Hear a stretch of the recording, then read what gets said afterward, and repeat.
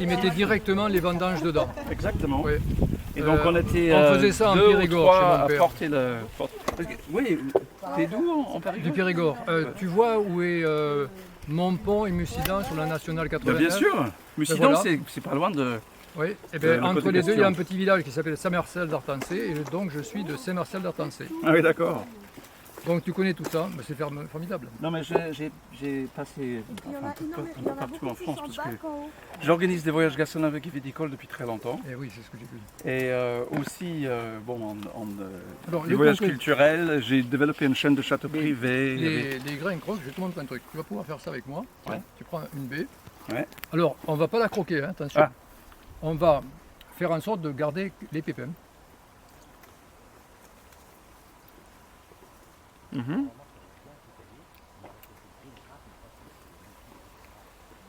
Voilà. Et voilà les pépins, tu vois. Mhm. Alors, ces pépins pourraient être plus mûrs, Mhm. mais il faudrait que je revienne dans 8 jours. Mais là, je pense que j'aurai déjà un résultat intéressant. C'est-à-dire, en regardant des pépins comme ça, on Voilà. voit quoi exactement? Ils ne pour sont le mieux pas totalement mûrs. C'est-à-dire que... Ils croquent, il faut- mais ils sont assez agréables. Quand on les mange, ils sont quand même assez agréables. Ouais. Ce qui est intéressant sur cette... Mais on juge ça par la couleur? Alors, oui, c'est par la couleur. C'est-à-dire que le pépin, quand il est mûr, il faut qu'il soit entièrement de couleur bois. Ah oui, voilà, Et d'accord. là, donc c'est un tu peu vois, léger. ça c'est déjà en couleur bois, Voilà. mais pas entièrement. Et quand tu le croques, il n'est pas trop astringent, pas trop amer. Mhm. Non, non, Donc c'est c'est bon. bon. Ouais. Voilà. C'est Donc une- c'est un test. Alors on peut tester comme ça, bien sûr, la maturité de la pellicule, notamment pour des arômes et la maturité aussi de la pulpe, Mhm. pour la partie sucrée surtout. Voilà. C'est les 3 tests que l'on fait. Et après, je ferai le test de mesure de... Mais le choix de ces cépages, c'était fait pour... Ah, parce que je ne veux que des cépages résistants pour ne pas avoir de traitement à faire. Ouais, parce que tu les... D'abord, jamais là. on est en ville. Ensuite, moi, je veux éviter ce qui est assez toxique. Et pour être en bio, c'est beaucoup plus facile quand tu as des cépages résistants, Ouais. puisque tu n'as pas de traitement à faire. Donc, je vois qu'il y a quelques gendarmes, tu vois, les insectes, mais ils vont partir, ceux-là. Non mais tu sais, chez Jean-Michel, il y avait quand Alors, même... lui, c'était des forpicules. Mhm. Et là, on a surtout les gendarmes. Dans les Ils sécateurs viennent pour les des... vendre. On peut faire ça à la main. Oui, oui. Ah ben, les rafles se cassent assez aisément. Ouais. Pour certains de ces cépages, on peut vendanger À la sans main. sécateur, ouais, à la même. On a juste mal au bout des doigts après, Ouais, c'est ça. en fin de journée. Mais tu vas les rafler pour le Oui, vinification? je vais érafler parce que si tu dégustes un petit peu de rafle, tu vois, Ouais. tu vas en prendre un peu comme ça, là. Et Tu fais c'est comme certainement moi. très amer. Voilà. Voilà. Tu vois, tu prends un peu de rafle. C'est pas mauvais. Oui, mais Ah, c'est le... tu sens quand même l'astringence, hein. Elle apparaît ensuite. Très fort. Donc c'est pour ça que l'on préfère érafler, ouais. pour n'avoir que la baie du raisin. Bah, c'est... Ouais. Alors donc, au niveau de... Cette vin, ça peut être commercialisé alors? Oui, oui, bien sûr. Et donc ça va être fait à côté et donc vendu avec l'IGP? Ah non, parce que les cépages en question ne sont pas encore dans les GP. Ah oui. Et oui, je me suis battu pour que ces cépages soient inscrits dans les GP, mais à cause du mode de fonctionnement de notre filière française, ça n'a pas pu se faire. Ah ouais. Donc la bataille doit recommencer. Ah oui, d'accord. Donc c'est encore une chose... Ah bien, c'est encore une chose à conquérir. Ça fait partie des travaux que nous allons faire. Non mais comme j'étais en prochainement. train d'expliquer à Marilyn en arrivant, Oui. que tout ça c'est vraiment, on est au début d'une aventure mais Ah oui, c'est extraordinaire. le début, oui. Parce qu'avec le fait que 2016, les restrictions sur les plantations étaient levées par la Oui, Commission l'Union européenne, européenne. c'est ça. Et donc, depuis mai 2020, cette année, il y a eu aussi une IGP qui était accordée. Donc, en tout, tu dis, il y a combien de producteurs commerciaux, enfin des gens professionnels, Alors on va dire, pour cette année, ceux qui ont dans planté toute l'île assez de tôt- France? Oui, pour toute l'île de France. Alors, il doit y avoir un viticole historique, mais pour nous, on est sur l'île de France viticole historique. Hein. Ouais, On n'est pas sur l'île de France administrative seulement. Non, non, bien sûr. Donc là, on a grosso modo une douzaine, Mhm. à peine, je pense, une douzaine de vignerons qui vont commercialiser leur vin parce qu'ils font leur première vendange. Exact. Parce qu'ils font la vendange en général à la 3e année. Voilà. Voilà. Parmi ceux-ci, certains vont pouvoir être sur l'IGP, Mhm. ce fameux territoire qu'on nous a réduit alors qu'on devait avoir la totalité du territoire. Mhm. C'est encore une bataille, c'est-à-dire qu'on a la bataille des cépages et la bataille du territoire. Encore 2 batailles à mener. Et les vignerons qui plantent depuis 2 ans vont vendanger l'an prochain. Ceux qui ont planté donc l'an dernier vont vendanger l'année d'après, etc. Donc, Exact, ouais, ça y est, c'est toujours parti. après 3 Donc ans. là, on a à peu près maintenant dépassé la centaine d'hectares. Mais plantation. enfin, parmi les 12, ça veut dire qu'il y a Olme, parce que je connais. Oui, le Bruno Holm, Lafont. donc avec Bruno Olme. Lafont. Mais est-ce que ça comprend aussi le winery parisien? Oui, oui, parce qu'ils sont adhérents aussi chez nous, Ah oui, pour d'accord. l'IGP. D'accord. Parce que Donc il y a Nanteville, il y a Chelles, il y a Guérard, il y a quand même.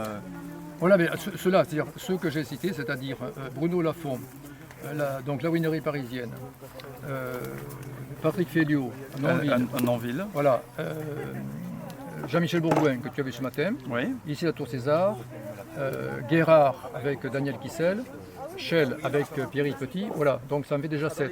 Ouais. Et il y en a peut-être quelques-uns qui ont échappé à notre connaissance parce que les informations sont considérées comme confidentielles par la douane et elles ne nous les donnent pas. Donc il faut que les gens viennent adhérer chez nous Oui. pour qu'on les connaisse parce que très souvent on n'a pas assez Ouais, d'informations. comme cette liste que je t'avais envoyée, que j'avais trouvée sur un site Oui. qui s'appelle Verif, Oui, oui, c'est ça. qui sont C'est très intéressant. Non, parce que c'est les gens qui se sont inscrits comme activité supplémentaire ou une activité Viticole, parallèle, c'est ça, c'est voilà. viticole. Donc il y en avait 35. Oui, oui, tu en as 35, mais Mais ça veut pas chaque dire fois que j'essaie de les ça- contacter, voilà, et ça ne veut pas dire qu'ils ont planté cette année. Ça ne veut pas dire qu'ils vont planter l'an prochain. il y a aussi Solaire. Solaire ou Solaire c'est un tout petit village près de. Enfin, je suis allé aussi, donc j'ai trouvé un jeune homme, c'est Antoine de Clermont-Tonnerre qui s'occupe aussi de ce vignoble. C'est Solaire, S-O-L-E-R-S, il me semble. Bref, en passant, j'avais vu, il y avait une famille qui cultive de la vigne, Oui. et pour leur propre consommation. Alors ça, qui c'est sont- les vignes de consommation familiale. Celles-ci ne peuvent pas être commercialisées. Oui, voilà, donc mais eux, ils sont là depuis un certain temps déjà, parce que les vignes étaient bien établies au moins 15 ans, 20 Oui. ans. Et donc, j'ai pu parler avec quelqu'un là, et ils m'ont dit qu'il y avait un autre vignoble. Mais ça c'était Liverdy. Ah, Liverdy. Oui, Liverdy oui, oui. en- Alors ceux-là, je les connais. Non, parce qu'il y a un vignoble, Oui. paraît-il, qui est communal, Oui, à Liverdy. que j'ai pas trouvé du tout. Oui, oui. Il y a plusieurs vignobles communaux, puisqu'on a à peu près une centaine de vignobles communaux Voilà, en Ile-de-France, qui sont soit à 100% de la commune, soit avec l'aide d'une association. voilà. Très souvent, maintenant, il y a une association qui s'occupe de la vigne.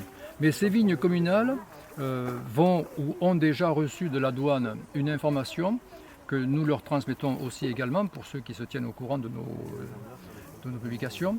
Mais on l'a mis sur notre site internet de VFR, donc Vignerons Franciliens Réunis, pour leur indiquer que maintenant il leur faut choisir clairement entre le statut de vigne de consommation familiale et donc se replier sur eux-mêmes et garder la consommation rien que pour eux, un cercle donc familial ou cercle très restreint, et ceux qui vont dire... Confrérie, par exemple. Voilà, par exemple. Mais il y en a certains qui vont faire le pas et qui vont devenir vignes professionnelles. C'est une question de régularisation. Ça fait 20 ans qu'on demande cette régularisation. Ouais, voilà, On l'a c'est demandé ça. la première fois en l'an 2000. Hmm. Mais l'administration a toujours posé quelques difficultés pour répondre à notre demande et ça a traîné. Mm. Mais aujourd'hui, ça y est, c'est engagé. Mais c'est 20 ans de bataille. J'imagine que parmi ceux qui se sont inscrits comme d'avoir la possibilité d'être viticulteurs, il y en a d'autres qui commencent, enfin cette histoire qui était vraiment au début, Oui. parce que depuis 2016, combien de gens savent que déjà en Île-de-France il y a des vins d'une part, mais aussi qu'on peut cultiver de la vigne, Je pense qu'il faudra une bonne dizaine d'années ouais, avant que ça soit... avant qu'on dise en France, oui, c'est vrai, en Ile-de-France, il y a de la vigne, il y a du vin et il voilà. est bon. Ouais. Il faut plus d'une dizaine d'années même peut-être. Parce Bah oui, que je pense ça aussi. fait 20 ans. Enfin, moi j'ai commencé en 1993. Et donc il y en a certains qui ont déjà commencé à faire de la vigne, Ah de faire oui. du vin mais il y a très longtemps. Ah oui, très loin, Mais les de ces premiers. vins-là qui peuvent être identifiés comme, par exemple, Kiesel, il a commencé en 2003, il me semble. Oui, il a commencé en 2003 et donc il a commencé sous l'Ancien Mais Régime. ces vins jusqu'en 2016, Oui, il ne peut pas les vendre de il ne manière... pouvait pas les vendre. Voilà, Et c'est c'était ça. le problème, c'est pour ça qu'on demandait la régularisation pour avoir l'autorisation de commercialiser. Mais j'imagine qu'il en a encore. Donc ce sera des références pour le vieillissement, pour voir la possibilité de vieillissement et la qualité Ben, des vins. c'est l'expérience qui se poursuit, tout Ouais. simplement. Et, alors, à ton avis, est-ce qu'il y aura beaucoup plus de gens qui vont s'inscrire et qui vont commencer à qui vont commencer à planter enfin, à partir du moment que ça devienne quelque chose de plus connu? J'imagine qu'il y aura un intérêt. Parce que d'une certaine façon, travailler localement, enfin avoir de la vigne qui est proche d'une ville comme Paris, et les gens peuvent consommer au lieu d'acheter des vins qui viennent de très très loin. Il y aura cette partie-là qui peuvent plaire à un certain public C'est déjà. la demande que nous avons observée dans les salons d'agriculture jusqu'à présent, quand on a présenté ces fameux vins. Mm. Et on a même mis en place une pétition pour recueillir officiellement l'avis des consommateurs qui découvraient et appréciaient nos vins. Il y a une demande d'un produit authentique local, Ouais. c'est-à-dire un produit dont on est sûr qu'il vient bien du lieu Mhm. et qui est fait par des vignerons qui sont des vignerons classiques, traditionnels, c'est-à-dire qui s'occupent de leurs vignes, qui vinifient, etc. Donc c'est vraiment ce que le public attend le plus. Mm. Et ça, on l'a observé depuis 2009, quand on a lancé cette pétition. Donc tu vois, on a 7 ans de recul, grosso modo, pas 7 ans, pardon, 10 ans de recul pour cette demande du public que l'on a enregistrée. Et nous sommes donc sûrs que les vignerons qui vont faire ce produit authentique, local, et qui vont le faire sous l'IGP en particulier, seront bien reçus par le public qui attend ces produits. Ouais. Donc ça, c'est un point qui est important du point de vue de notre démarche économique. Parce qu'il faut que l'on puisse assurer à tous les vignerons donc, des conditions de production et de commercialisation qui leur permettent de tirer un profit légitime de leur activité viticole. D'où la question qui s'est posée aussi sur les différents modèles économiques qui existent en agriculture et ceux que l'on peut préférer.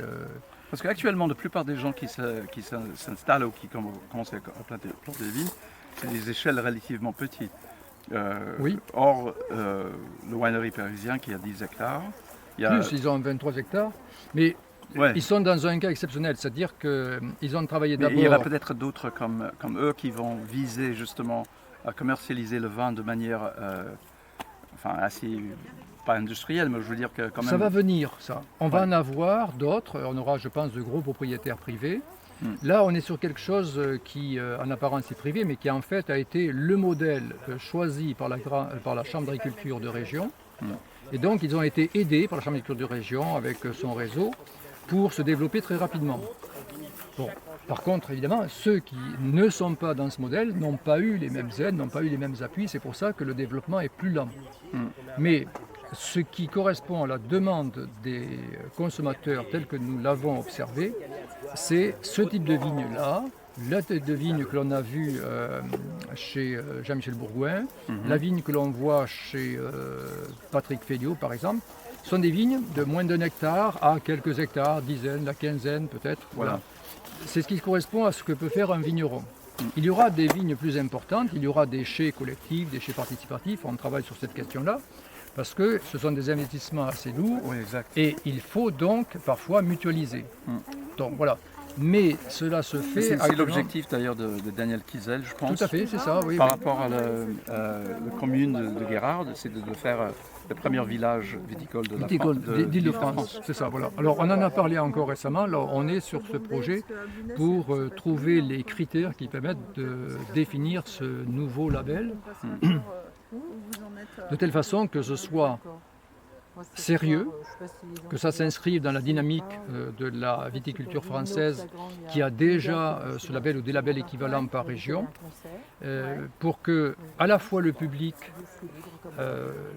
est une indication de travail sérieux, d'histoire à comprendre, de sciences à connaître, etc., pour que le village en question mérite effectivement ce label, et que les viticulteurs et ceux qui seront dans les autres parties de la filière viticole puissent aussi valoriser le village.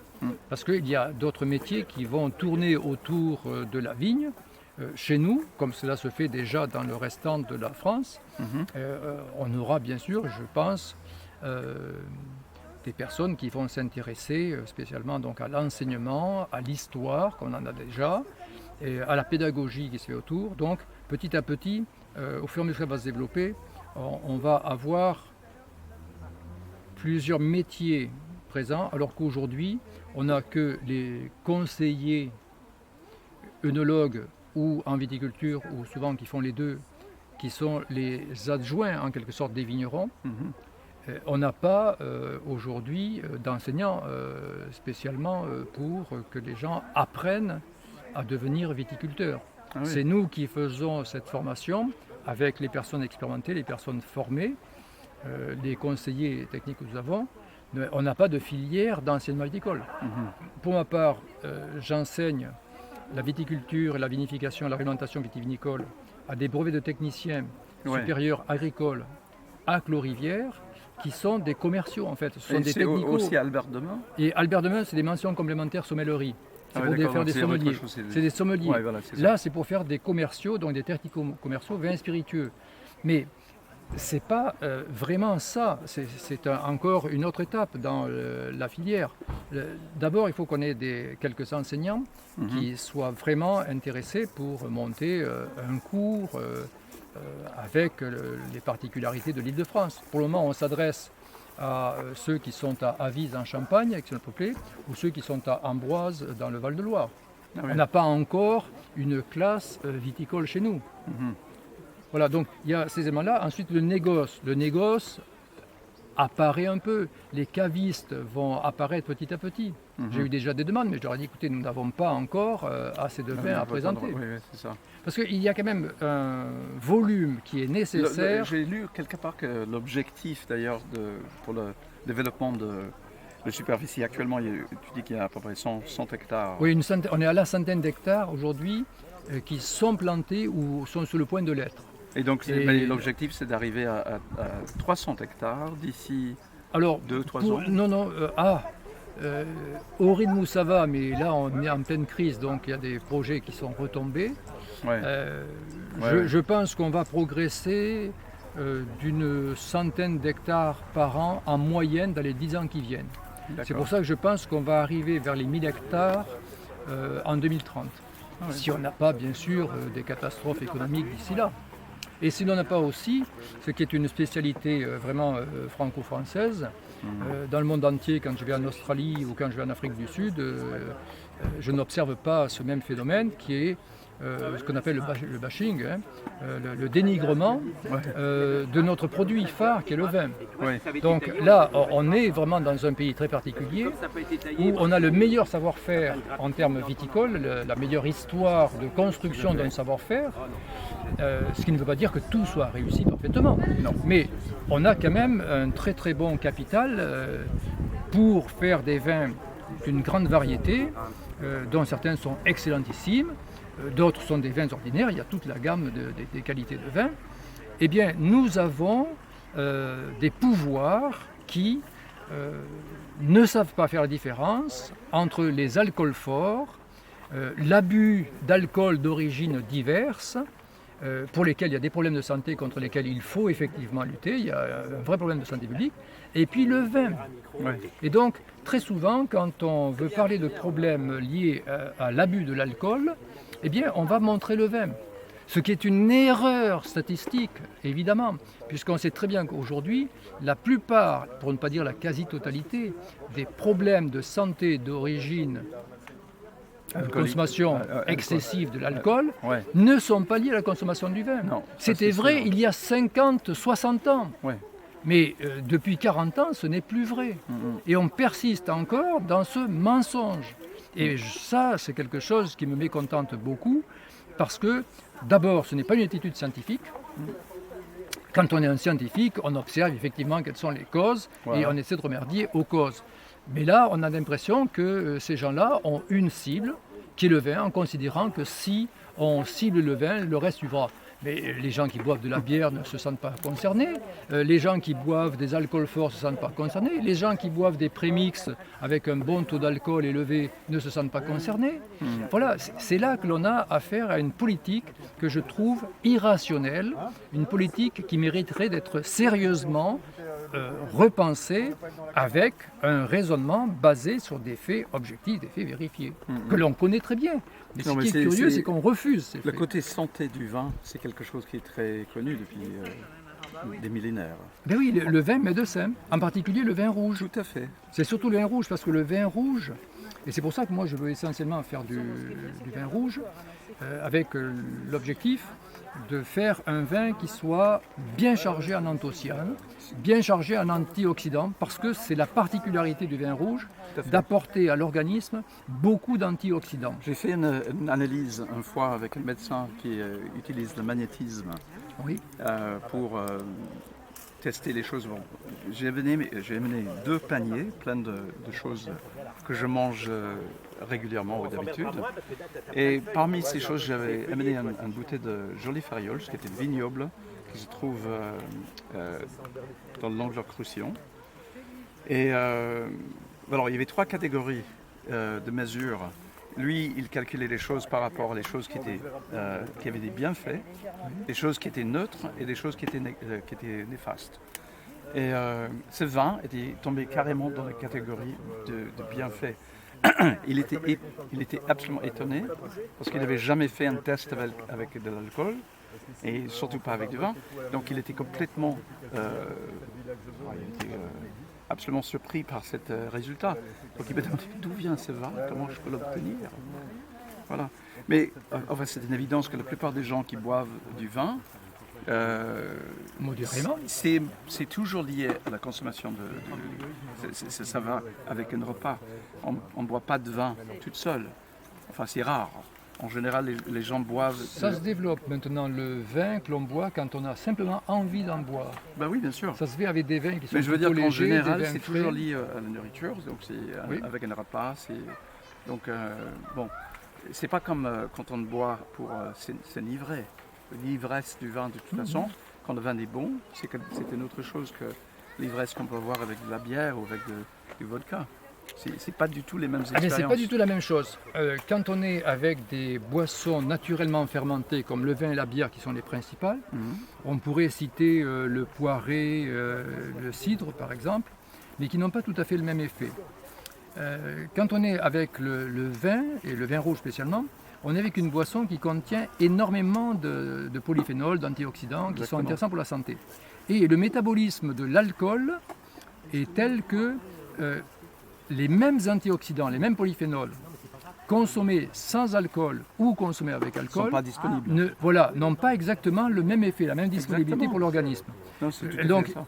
là aussi, on est, comme toujours dans le domaine du vivant, on est sur un choix entre zéro ou un minimum qui n'a pratiquement pas d'effet, un optimum où l'effet est bien et adapté à la personne, et puis ensuite on va vers des excès, et tous les excès sont mauvais, et donc que ce soit pour le sucre, pour les corps gras, pour aujourd'hui les matières type gluten par exemple, ou un certain nombre de produits qui sont dans la famille des sucres ou qui par leur métabolisme vont être des sucres, on sait très bien qu'il y a des excès. L'excès de surpoids en particulier aujourd'hui est lié à un déséquilibre dans la façon dont on s'alimente, comme aussi dans un déséquilibre à partir des plantes qu'on a sélectionnées pour produire ces aliments. Voilà. Donc il faut sortir de cette vision qui est aberrante de considérer que le vin est d'emblée excessif. Il y a quand même des personnes... Quand on parle du vivant, c'est justement le clé. Parce que si on parle du vin industriel, comme la plupart des vins, c'est quoi, 90%. Les vins qui sont travaillés avec des sols vivants, ça fait toute la différence. Sans un sol vivant, on ne peut jamais avoir quelque chose de goût, d'abord. Et si on traite une terre avec des produits chimiques comme des pesticides, insecticides, herbicides, fongicides, évidemment tout ça, ça va finir dans le vin. Ça, c'est pas Oui. bon pour la santé. On en aura des Et donc, résidus. Ouais, évidemment. vin. Et parfois hyper élevés. Oui, alors, il y a des mesures qui ont été faites d'abord par un laboratoire qui s'appelle Excel il y a maintenant une bonne dizaine d'années, Ouais, non, mais qui je avait connais. remué, tu connais la directrice peut-être du laboratoire Excel là? Non, mais Cette dame j'ai qui lu est l'article courageuse par et rapport sympathique là. Donc on a eu en quelque sorte l'occasion d'ouvrir les yeux sur cette réalité, parce que pendant longtemps les gens considéraient que puisque le ministère de l'Agriculture accordait l'usage de ces produits, c'est que ces produits étaient acceptables. Et donc Exactement. voilà. Donc ils se sont retranchés derrière un avis officiel, la fameuse autorisation de mise sur le marché, alors que certains d'entre eux, au fond d'eux-mêmes, se disaient mais c'est quand même des produits dangereux. Bon, parce qu'ils s'informaient un petit peu. Je ne parle pas de ceux qui sont déjà orientés bio, qui d'emblée n'en voulaient pas parce qu'ils considéraient qu'on doit travailler d'abord avec les forces de la nature. Voilà. Et ça, c'est le meilleur cas de figure pour produire des aliments sains, des aliments goûteux, des aliments qui apportent à l'organisme humain ce dont on a besoin. Et quand ces mesures ont été faites par le laboratoire Excel, on s'est rendu compte que beaucoup de vins avaient des résidus et que ceux-ci formaient un cocktail. Et que même si, pour chaque résidu, on était en dessous de la limite maximale admissible, l'ensemble des résidus que l'on pouvait trouver faisait un cocktail qui pouvait se révéler dangereux, plus dangereux que chacun des produits pris Séparément. isolément. Exactement. Parce qu'il y a un effet de synergie. de synergie, oui, il y a un autre terme pour dire que c'est quand on fait la réaction chimique avec l'eau là. On a donc une amplification du phénomène. En tout cas, oui, c'est Voilà, ça. mais il y a un autre terme. Et donc ça montre très bien la dangerosité de ces produits et on a la chance, grâce là encore à la nature qui est généreuse et merveilleuse, c'est que la fermentation alcoolique, le processus d'élaboration du vin, fait qu'on en élimine beaucoup tout au cours du processus. Quand on prend un jus de raisin, eh bien, on avale davantage de ces résidus que lorsqu'on boit du vin. Parce qu'ils sont, comment dire, ils sont diminués au niveau de leur force. Ben, parce que, non, c'est parce que la concentration diminue à cause du processus de vinification avec les clarifications successives, d'abord le débourbage, Ah oui, ensuite les clarifications qui se font lors des soutirages, le dernier filtrage, voilà. C'est tout ça qui petit à petit va les éliminer. Ils vont finir par partir en s'agglomérant, en Et formant ça pour des... autant que ça ne va pas les laisser propres. Ah mais Loin- non, loin de ça. non, Donc c'est- parce que... Non, parce qu'il y avait justement les résultats de. Je me souviens que il y avait je pense qu'il y avait 36 vins, il y avait 6 qui étaient en bio et une trentaine qui étaient en Conventionnel. chimie en conventionnel, Conventionnel, oui. produits chimiques.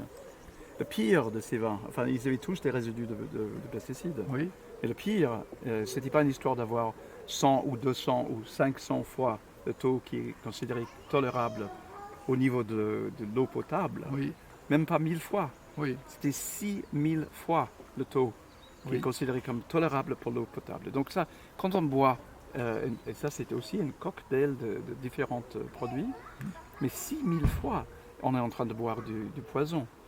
Alors, C'est clair et net. Hein. nous avons une attitude d'aveugle à l'égard de beaucoup de boissons et d'aliments pour lesquels nous ne faisons pas systématiquement des recherches. Un, de ces fameux résidus de produits qu'on appelle des intrants phytosanitaires.